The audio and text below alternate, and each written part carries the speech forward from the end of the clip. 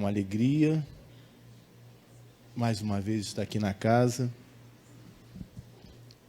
da forma como nós fomos recebidos. Isso nos dá um conforto de podermos fazer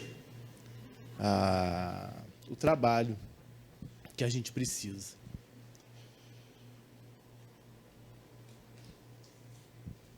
Uma música da Legião Urbana, acho que a maioria conhece, que se chama Índios. Renato Russo vai usar um verso, quando ele vai dizer assim: nos deram espelhos e vimos um mundo doente. E hoje, a sociedade percebe que está doente. Percebe que está doente e busca desesperadamente uma cura. E vai buscar por diversos meios e não consegue encontrar os resultados que esperava. E hoje percebemos que as doenças nos acometem em intervalos mais curtos. Antigamente, a gente ficava doente praticamente uma vez por ano, 2 vezes por ano no máximo. Hoje, uma vez por mês, uma vez por semana, é uma gripe, é um resfriado, é uma dengue, é isso, é aquilo, é uma série de enfermidades que nos acolhem. Os sintomas se tornam mais intensos e os tratamentos mais demorados. E, com isso, as pessoas começam a buscar formas alternativas de tratamento. Então, a gente vê, por exemplo, o trabalho que o Lar Francisco faz com o tratamento espiritual, porque as pessoas chegam nesta casa com enfermidades físicas. Na casa que nós trabalhamos, o Grupo Espírita Amor e Fraternidade de Rio das Ostras, acontece a mesma coisa. Pessoas com enfermidades físicas, pessoas com diversas dores, chegam à casa em busca de uma cura. Mas o que podemos dizer em comum, tanto do Lar quanto do GEAF, é que essas pessoas não entendem qual é o processo da cura. Elas não entendem que esse processo da cura ela não é unilateral. Eu não venho à casa para receber a cura de braços cruzados. A cura requer uma mudança dramática na nossa maneira de viver, na nossa maneira de enxergar a vida. E nós precisamos passar por diversos estágios para compreender essa metodologia. A cura é um processo longo, cansativo, demorado, doloroso. Se sabemos que a cura é assim, não seria mais fácil não adoecer? E aí vem a grande questão: por que adoecemos? Haroldo Dutra, quando ele fez um estudo sobre a Gênese mosaica, ele usou uma expressão quando ele diz que o homem abdica do direito de ser imagem e semelhança de Deus. Porque num determinado momento, quando o homem vai ocorrer a criação do homem, é dito: façamos o homem a nossa imagem e semelhança. E o homem, num determinado momento, ele abdica. Quando ele sai do paraíso, ele não quer ser mais imagem e semelhança de Deus. E a Gênese vai chamar isso de o nascimento do mal. No livro Consolador, é feita a seguinte pergunta a Emmanuel: se o determinismo divino é o do bem, quem criou o mal? E aí a resposta do nosso orientador vai dizer assim: o homem, confiando mais em si mesmo que em Deus, transforma sua fragilidade em foco de ações contrárias à lei divina. Eis o mal. Quando rompemos essas relações com Deus, não nos importamos mais com a lei de amor. O que vale é a lei do eu. Eu sou mais importante que tudo e sempre primeiro eu. E quando juntamos orgulho e egoísmo, criamos um câncer em nossa volta, que chamamos mal. E não precisamos nos esforçar muito para ver no que resulta essa escolha. As doenças. E quando nós falamos de autocura, pode, no primeiro momento, passar pela nossa cabeça que seja uma coisa egoística, que eu esteja pensando em mim mesmo, que eu esteja querendo obter a minha cura sem a ajuda de ninguém. Muito pelo contrário, a autocura é um gesto de amor profundo. Porque quando Jesus vai dizer para o doutor da lei qual o maior mandamento, ele vai dizer que era amar a Deus acima de tudo. Mas ele completa dizendo, há um segundo: amar ao próximo como a si mesmo. Mas eu só consigo amar ao próximo, eu só consigo amar a Deus se eu me amar. E a autocura, ela vem nesse processo, nessa descoberta de como eu me amo. É querer o melhor para mim, mas não o melhor materialmente, o melhor espiritualmente. E como cada um de nós reage à doença? Achamos que ela é uma injustiça?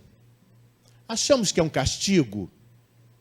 Então nós precisamos entender o que é a doença e o que fazer quando ela chegar. Lembremos-nos de que, por vezes, perdemos a casa terrestre a fim de aprendermos o caminho da casa celeste.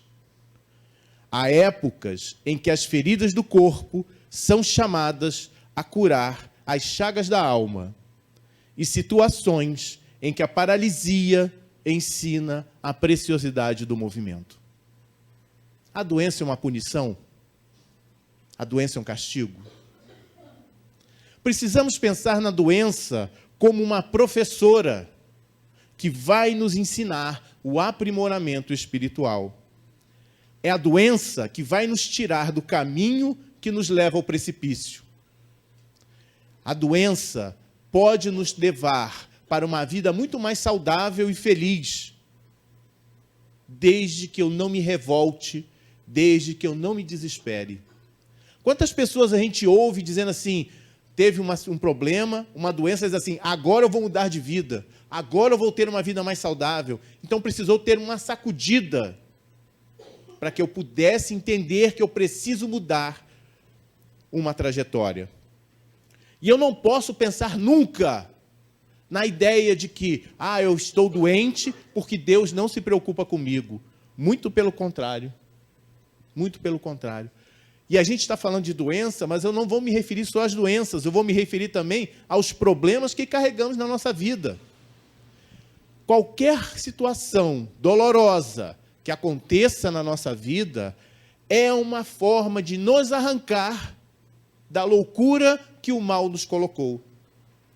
Vai nos dar um choque para que nós possamos despertar para as coisas essenciais da vida. Eu me lembro de um companheiro, e às vezes são coisas simples. Um companheiro, um grande amigo nosso, que teve um câncer hepático. E ele estava internado no hospital, nós fomos visitá-lo, e ele falou assim, quase chorando, a coisa que eu mais gostaria de fazer na minha vida é caminhar na beira da praia. Alguém que troca tudo, bens materiais, conforto, por uma caminhada na beira da praia. E ele não conseguiu fazer essa caminhada depois que a gente conversou. Então, a doença vai nos levar para essas situações, vai nos tirar dessas situações, dessa questão material e fazer com que nossa vida se transforme.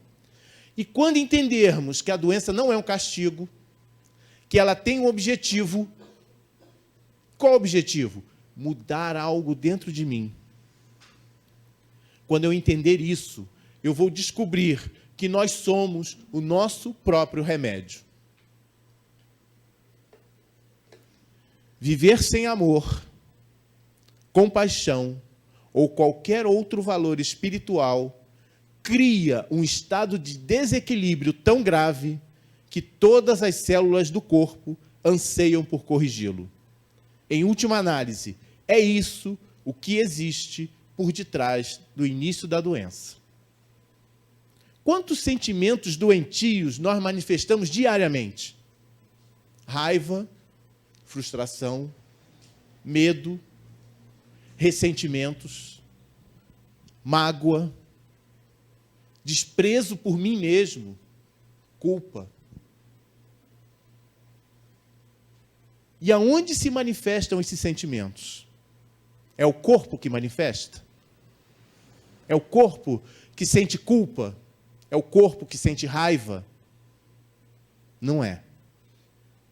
O corpo é reflexo desses sentimentos que se irradiam do nosso espírito em forma de doença.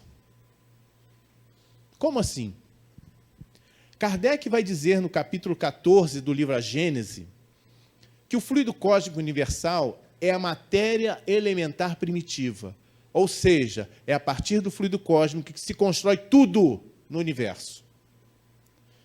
E esse fluido vai assumir dois estados, o que ele chama de materialização e o que ele chama de eterização ou imponderabilidade. O que é isso? Todo mundo está vendo essa jarra tem água, e eu consigo ver a água aqui dentro. Isso é estado de materialização. No ar que nós respiramos tem água, que nós não enxergamos. Isso é imponderabilidade. Então a matéria, ela pode ser visível ou invisível. E tanto o corpo físico quanto o nosso perispírito são transformações desse fluido básico, dessa matéria primitiva, dessa matéria primária. E os espíritos, eles influem sobre essa matéria. E eles podem influir positiva e negativamente, já que a matéria é neutra. Se eu tiver maus pensamentos, Kardec vai comparar os maus pensamentos como a poluição. Então imagina que nós estamos aqui na porta, passa um carro ou passa um caminhão que solta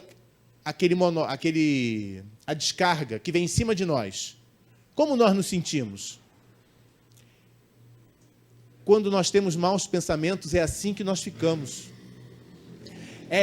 Só que nós não percebemos porque nós estamos respirando normalmente, mas os fluidos à nossa volta são como aquela fumaça que é gerada. E os fluidos emitidos pelos pensamentos dos bons espíritos? E quando nós temos bons pensamentos, como serão esses fluidos à nossa volta?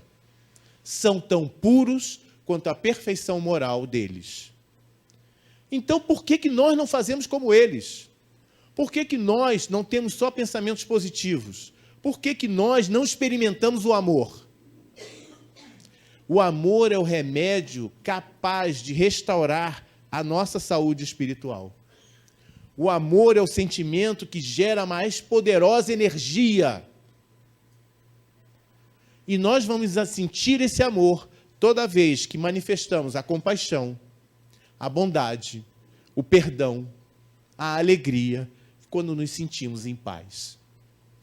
Quando expressamos o amor, todo o nosso ser material, espiritual, vibra numa alta frequência, afastando a doença e restabelecendo a saúde e o bem-estar. Precisamos entender que cada um de nós é o seu próprio remédio ou o seu próprio veneno. Cada um de nós é o próprio bem ou o próprio mal. E quem se permitiu adoecer tem também o poder de se curar. E a cura é quando regressamos para o nosso estado natural. Porque a doença é o desequilíbrio. Então, quando nós saímos desse desequilíbrio, nós nos curamos. Então, precisamos neutralizar a negatividade que se estabeleceu em nossas vidas por conta das escolhas que fizemos até agora. Nós escolhemos estar assim. E não adianta ficar com o sentimento de, não, eu não tenho controle nenhum sobre a minha vida. Né? Foram os outros que fizeram eu chegar nesse estado. Os outros podem até opinar, mas quem tomou a decisão? Então nós somos os responsáveis. Jesus vai dizer num determinado momento: brilhe a vossa luz. Cada um de nós tem uma luz.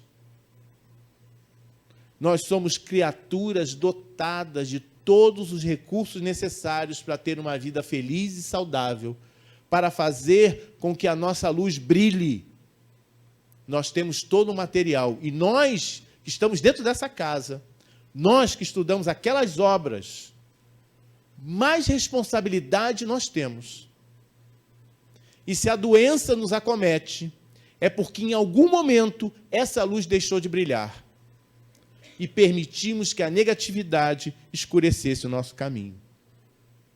E se essa luz diminuiu de intensidade, nós precisamos nos esforçar para fazê-la brilhar cada vez mais.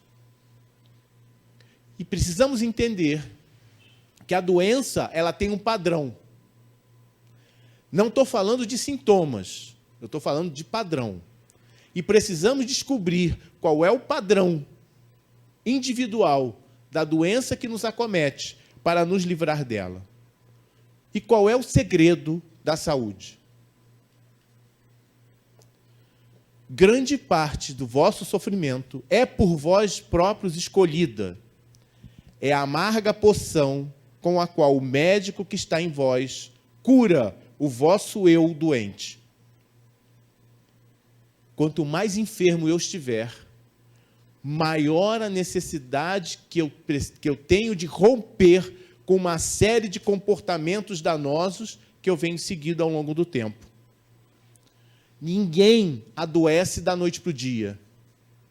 Ninguém vai dormir feliz e acorda com depressão. Ninguém vai para a cama com saúde e acorda com câncer.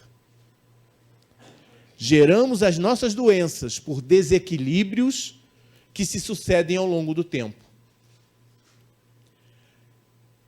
Pode parecer forte, mas nós cometemos pequenos suicídios todos os dias.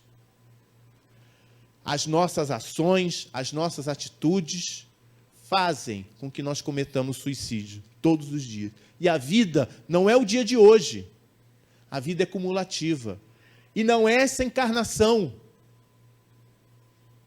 Ela é resultado de várias e várias encarnações. Sofremos hoje não por esta encarnação. Sofremos também. Mas há situações que vêm do passado e precisamos entender isso. O que hoje nos sucede é resultado de tudo de bom e de ruim que fizemos ao longo do tempo. Só que nós temos mais desculpas do que esforços em favor da nossa saúde. Nós inventamos 1000 justificativas para adiar atitudes que nos garantiriam melhor qualidade de vida. Quem é que teve uma enfermidade aqui e diz assim: na segunda-feira eu começo na dieta? Quem vai começar a dieta amanhã? Né? É o que nós fazemos. Amanhã, e aí vem agora, final do ano, resoluções de ano novo. Entrar para a academia, deixar de beber, deixar de fumar, né? E aí é como dizer assim, as de 2019, eu peguei de 2018, que eu tinha prometido em 2017, que eu tinha pensado em 2016.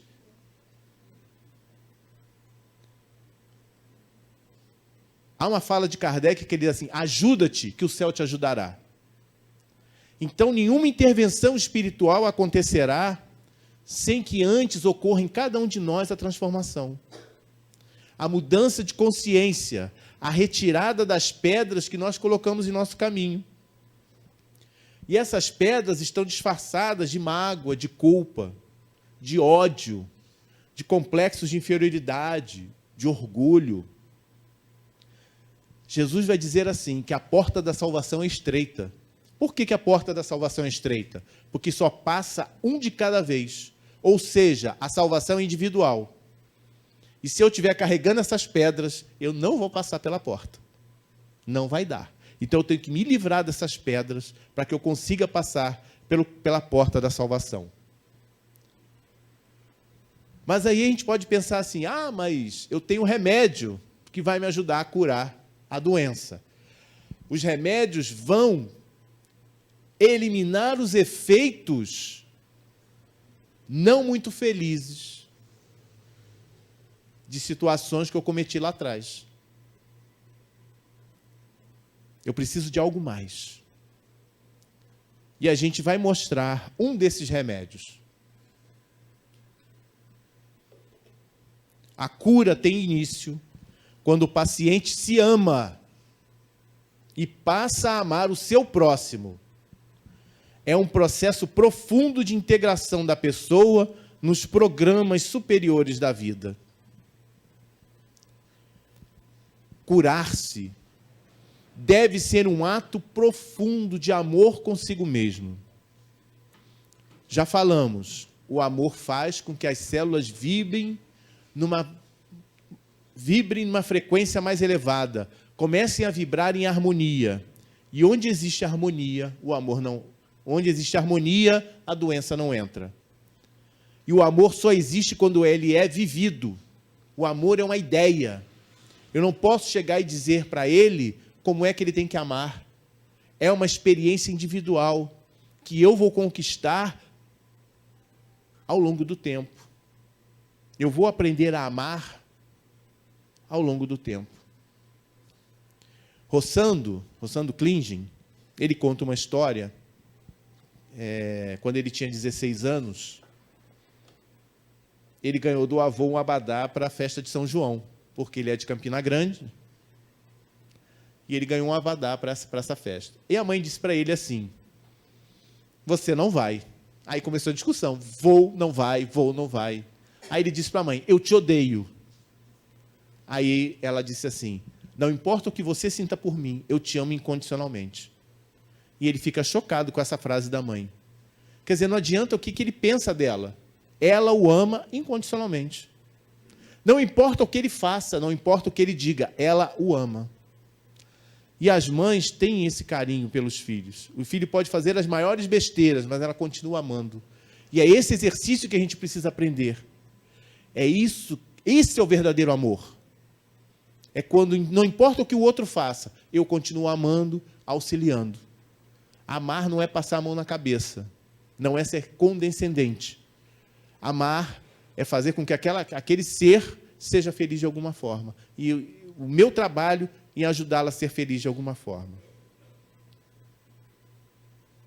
E amar, o amor, ele tem um sabor, ele tem um gosto. Qual é o gosto? Será que não existe no nosso círculo alguém que esteja precisando de um abraço, de um telefonema, de uma palavra amiga,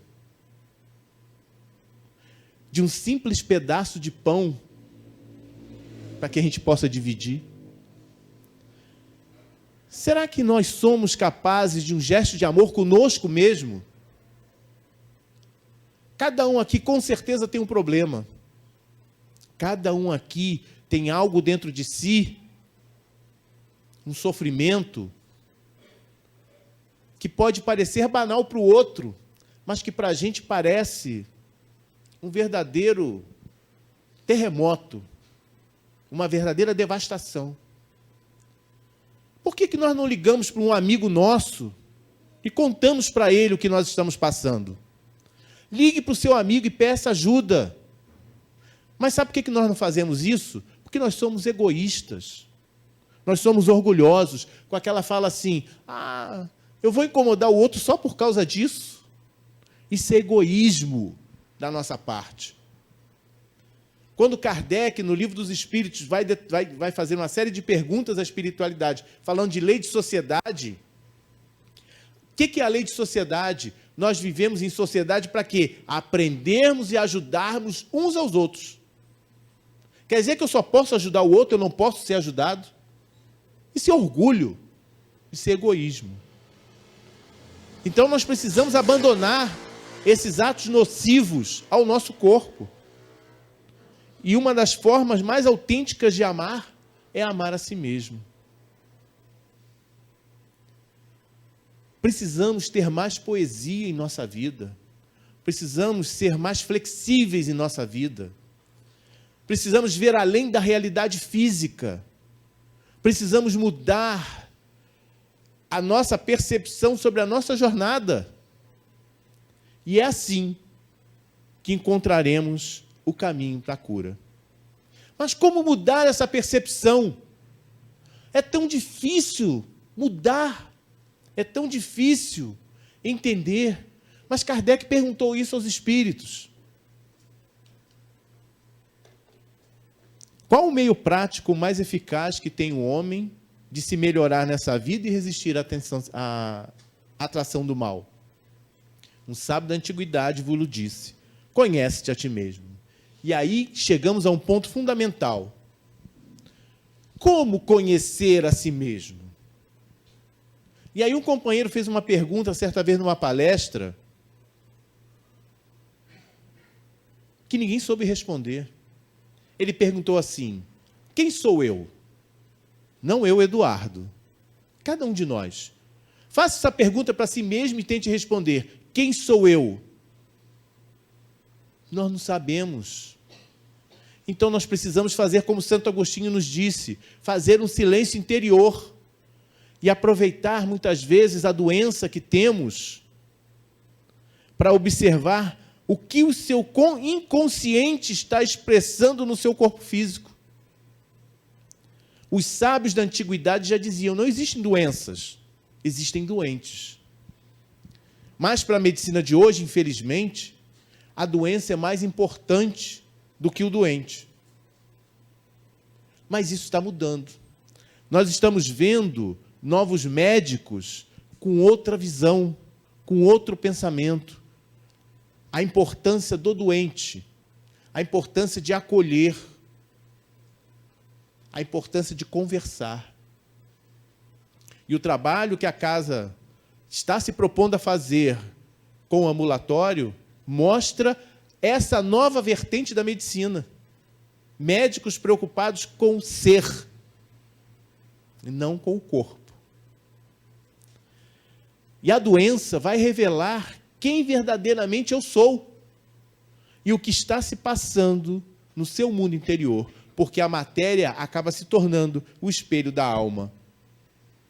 O corpo que nós temos, nós moldamos através de nossos pensamentos e hábitos. E a doença vai revelar o que está escondido lá no fundo. Tudo que estava oculto se torna visível. E precisamos valorizar essa experiência. Precisamos ser observadores de nós mesmos. A doença não é uma inimiga que eu preciso vencer, é uma professora que nós precisamos olhar com muito carinho para procurar entender o que ela quer nos dizer. Ninguém se cura verdadeiramente sem olhar bem fundo para si mesmo, sem olhar para a sua própria alma. Mas nós temos medo de descobrir quem nós somos. Nós temos medo de saber quem eu sou. Por quê? Jung vai dizer que nós temos uma parte dentro de nós chamada sombra. O que é a sombra? A sombra é aquele lugar onde eu vou guardar tudo aquilo que eu não quero lidar. São coisas que vão me fazer sofrer. Então, para que eu não sofra por um processo de autoconservação, eu jogo tudo para dentro daquele sótão que eu não quero saber, não quero ter ideia do que tem lá dentro. Quando eu olho para dentro de mim mesmo, quando o Evangelho começa a me iluminar, eu vou começar a enxergar tudo aquilo que está dentro da minha sombra. Minhas dores, meus traumas, meus sofrimentos. O que eu faço com eles? Surto? Não. Vou tentar tratá-los da melhor maneira. Quando eu começo a enxergar o que está dentro da minha sombra, eu estou fazendo a verdadeira transformação moral. E a doença vai nos ajudar nesse ponto, porque a doença vai nos revelar o que está na nossa sombra. Quando a doença nos joga em cima de uma cama, nos oferece a oportunidade da solidão, do silêncio interior para fazer uma análise. O que eu tenho feito da minha vida? E aonde eu pretendo chegar? Quando Saulo, na estrada de Damasco, encontra Jesus, cai e perde a visão. E a cegueira de Paulo foi um convite para que ele enxergasse para dentro de si mesmo e adquirisse a maturidade psíquica para mudar o rumo da sua vida. A doença nos derruba, a doença muitas vezes nos cega, como cegou Paulo, mas é um choque para que nós possamos despertar dos nossos próprios pesadelos. Então, que nós possamos aproveitar esse nosso caminho de Damasco e que também possamos perguntar ao Senhor: o que queres que eu faça? Mas nós não temos ainda a perfeita noção do que é causa e efeito. Ainda não conseguimos diferenciar um do outro.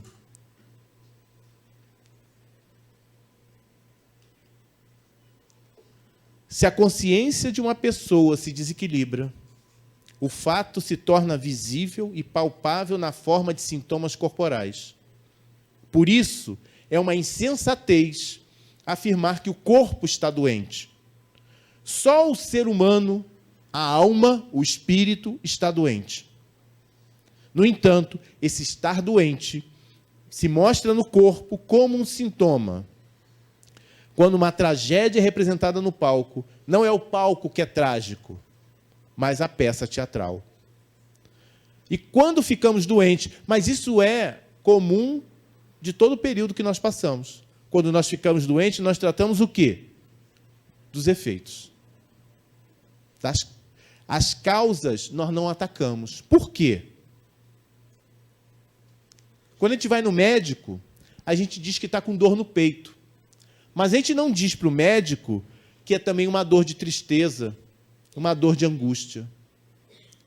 Quando a gente vai no médico e diz que está com azia, a gente não diz para ele que nós temos um gênio do cão,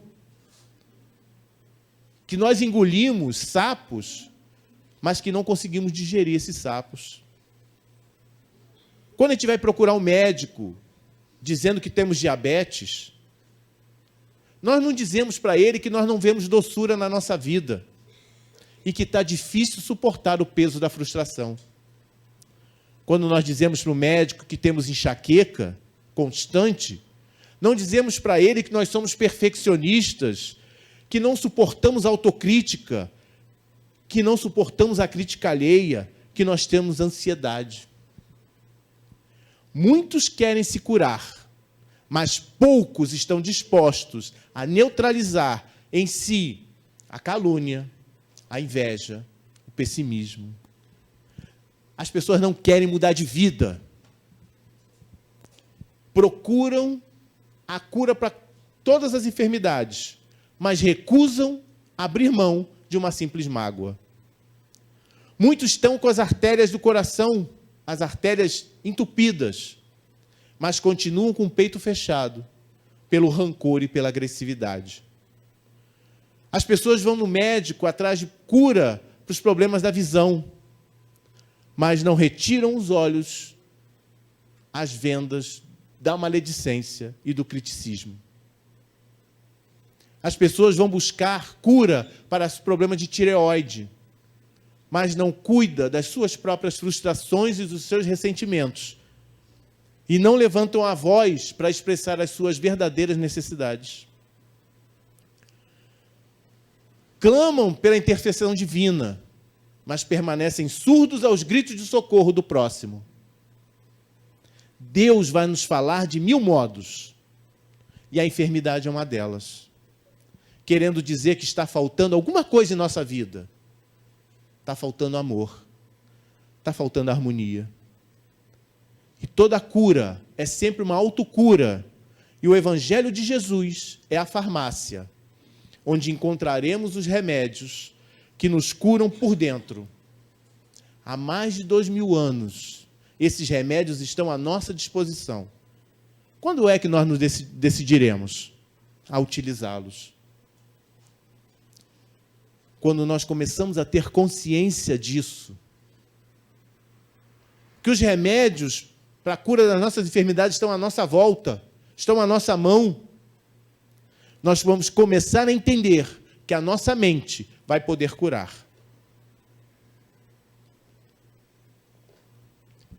A ideação da transformação interior, com a consequente mudança de atitude para a constante edificação pessoal, torna-se eficiente psicoterapia, por modificar os campos estabelecidos e novas ondas de sutil energia passarem a irradiar-se, alterando as estruturas das partículas celulares, que se encarregarão de restabelecer as áreas afetadas, produzindo a saúde.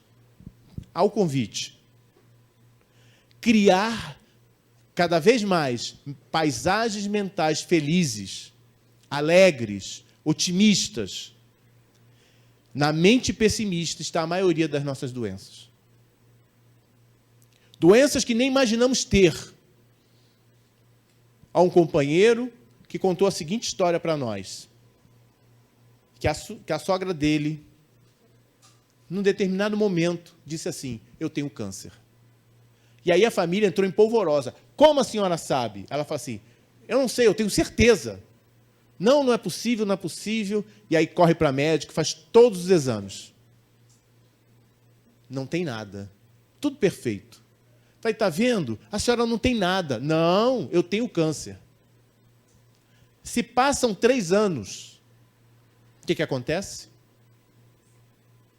O câncer se estabelece. Existe uma grande diferença entre ser doente e estar doente. Quem se julga um doente já definiu a sua natureza. Acabou. Com reduzidas possibilidades de cura. Mas quem está doente revela uma condição momentânea. Ele está dizendo assim: isso vai passar. Isso é momentâneo. Quem é, permanece. Quem está, vai deixar essa condição mais cedo ou mais tarde. Jamais diga eu sou doente. Diga eu estou doente. Nem acabou ainda, hein? A gente já viu um bocado de coisa até aqui.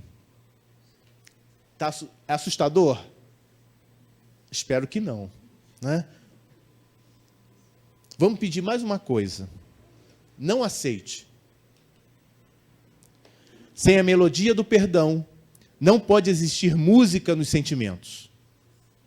Esquece todas as ofensas e não deixe quem te fira te irrite. Se abrires as portas da revolta, por elas adentrará o magnetismo do ódio, o qual desagrega as energias benfeitoras que o amor fez reunir em seu coração. A desculpa, nessa hora, é o amparo contra as investidas das sombras.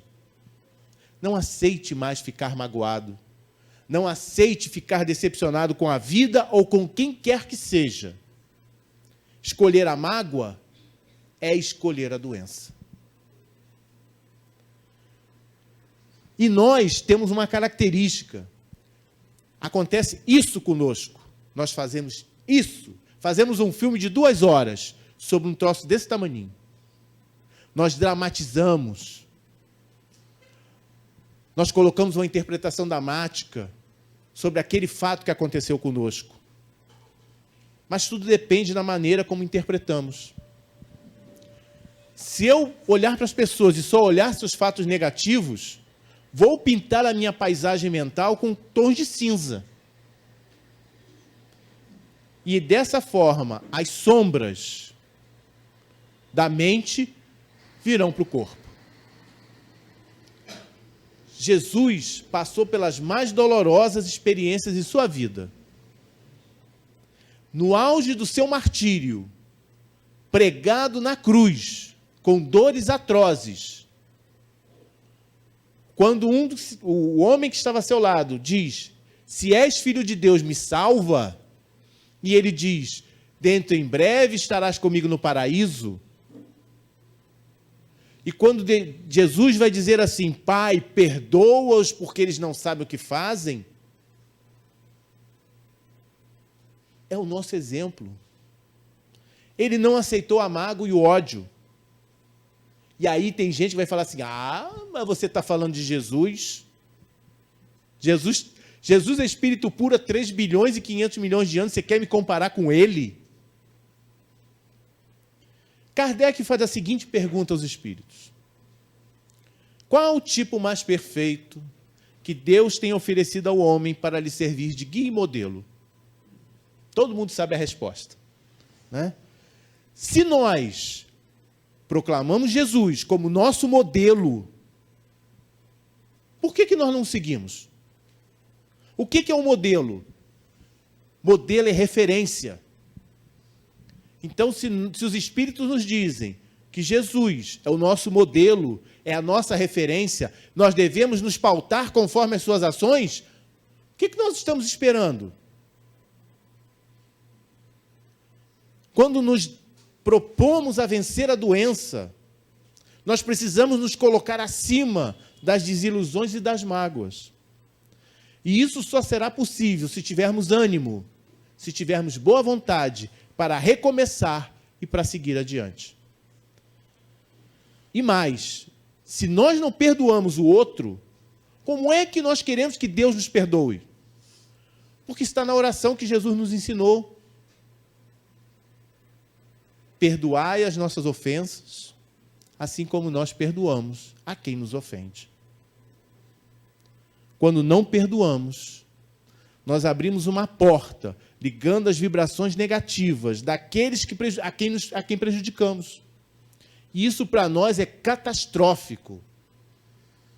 Vai explodir na nossa saúde. Então eu preciso mudar meus pensamentos, preciso mudar as minhas atitudes, preciso me lembrar e preciso repetir isso que nós vamos ver agora como um mantra.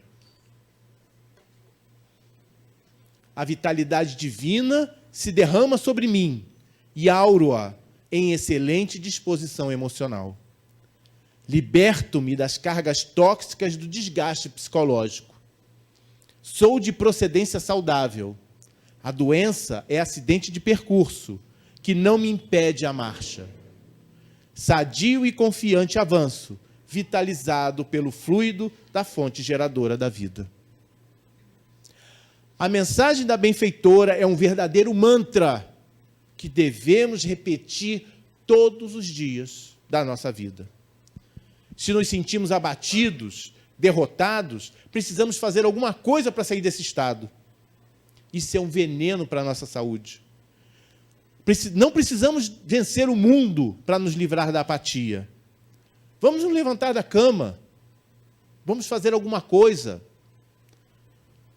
Tanto vocês aqui de Macaé, quanto nós de Rio das Ostras, temos um privilégio, para poucos, caminhar na beira da praia. Sentir a areia sobre nossos pés, sentir a água, aquela água gelada batendo nos nossos pés. Quão revigorante é isso? Quão revigorante é fazer uma prece? É cantar, é conversar, abraçar um amigo, é mover os móveis da casa, é ajudar alguém que passe por uma dificuldade maior do que a nossa, limpar as gavetas, cultivar uma rosa, cultivar uma flor. O oposto da depressão não é alegria, o oposto da depressão é energia. Então, precisamos interromper o quanto antes esse circuito de melancolia, fazendo algo de bom para você mesmo, a fim de que Deus não o encontre de braços cruzados quando a morte chegar. Jesus vai repetir um salmo, o Salmo 82, onde está escrito assim: eu disse, vós sois deuses, todos vós, filhos do Altíssimo. Nós somos deuses, O que Jesus, repetindo o Salmo, quis dizer? Todos temos o potencial divino, só que nós detonamos esse potencial divino. Precisamos entender que nós temos o poder, nós temos essa capacidade. E para que a gente possa encerrar essa nossa viagem pela descoberta de nós mesmos, pelo processo de autocura, a gente vai deixar uma mensagem que não é de Kardec, nem está no Evangelho. Mas, com certeza, aquele que escreveu essa mensagem estava inspirado por ele.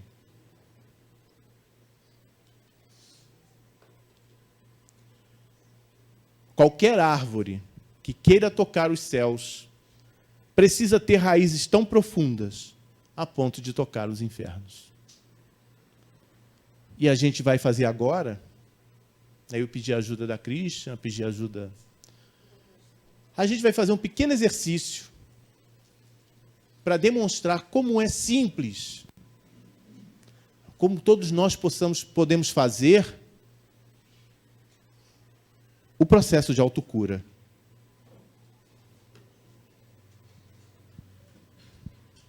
Então a gente vai colocar uma música. Todos nós vamos relaxar nas cadeiras, vamos ficar numa posição relaxada. Não vai precisar ser essa música, pode ser uma música clássica. Tem várias músicas que a gente pode encontrar na internet.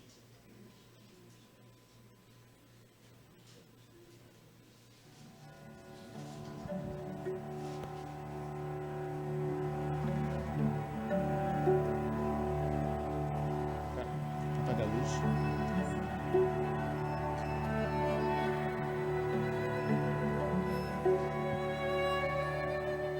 Vamos fechar os nossos olhos. Vamos respirar profundamente. Reter o ar. Expirar longamente. Inspirando. Retendo o ar. Expirando. Vamos deixar que a música nos envolva. Vamos deixar que a música nos abrace.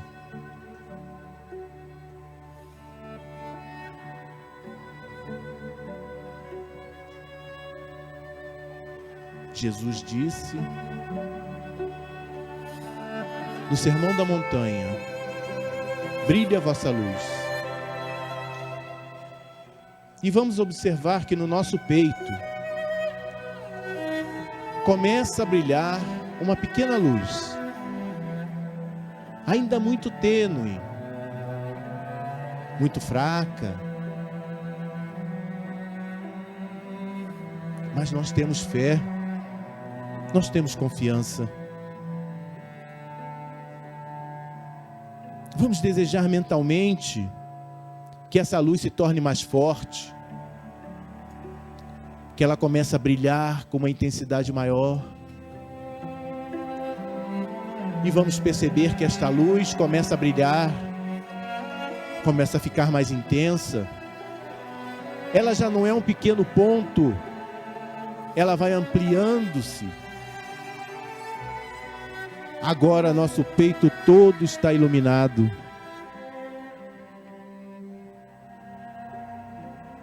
A luz começa a se irradiar, vai subindo pelo pescoço, nossa cabeça,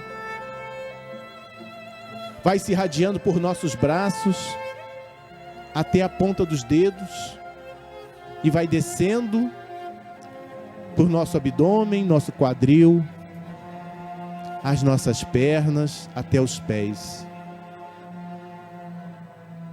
Agora todos nós brilhamos, uma luz intensa, uma luz forte. E essa luz começa a agir em cada órgão de nosso corpo. A dificuldade que tínhamos para respirar essa luz começa a trabalhar nas células do nosso pulmão. Vai trabalhando, removendo, dissipando aqueles nódulos acinzentados que ali existiam. Esta luz começa a fortalecer as células cansadas, dando-lhes um novo vigor. E agora eu respiro bem melhor. Eu senti uma dor no meu estômago. Essa luz age, fortalecendo as camadas internas, protegendo contra o ácido que está em nosso estômago.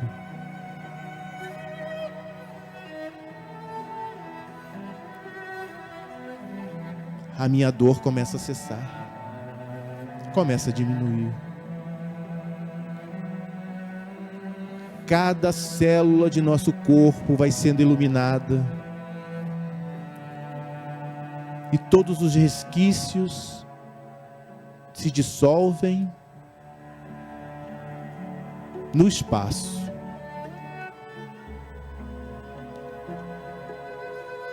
E essa minha luz, que brilha intensamente, vai me tratando, vai cuidando de mim. Aqueles pensamentos negativos, pessimistas, vão se espalhando, vão sumindo. Já pensamos e nos perguntamos por que pensávamos aquilo, se o nosso estado mental é de harmonia com o mais alto. O nosso corpo vibra numa nova frequência, numa frequência mais iluminada, numa frequência mais elevada.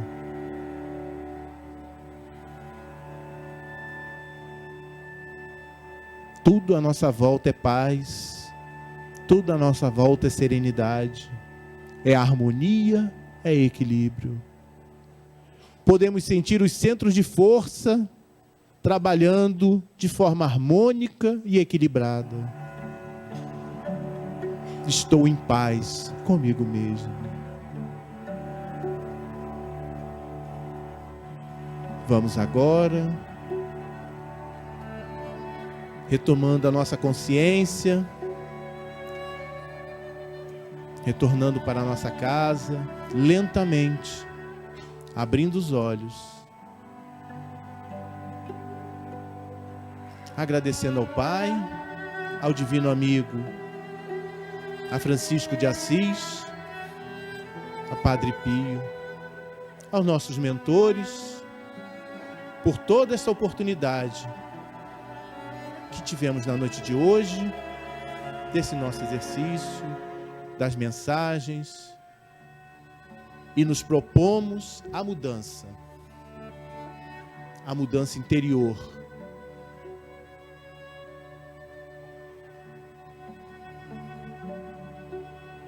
Muito obrigado.